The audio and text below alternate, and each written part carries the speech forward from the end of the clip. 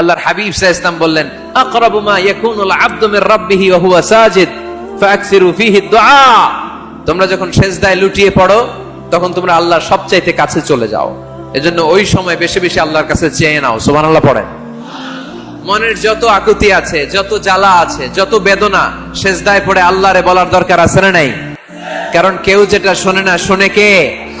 পরীক্ষায় ভালো করতে চান, সিজদায় লুটিয়ে পড়ে আল্লাহরে বলেন। নেককার স্ত্রী চান, সিজদায় পড়ে আল্লাহরে বলেন। নেককার সন্তান চান, সিজদায় লুটিয়ে পড়ে আল্লাহরে বলেন। বিসিএস পরীক্ষায় টিকতে চান, সিজদায় লুটিয়ে পড়ে আল্লাহকে বলেন।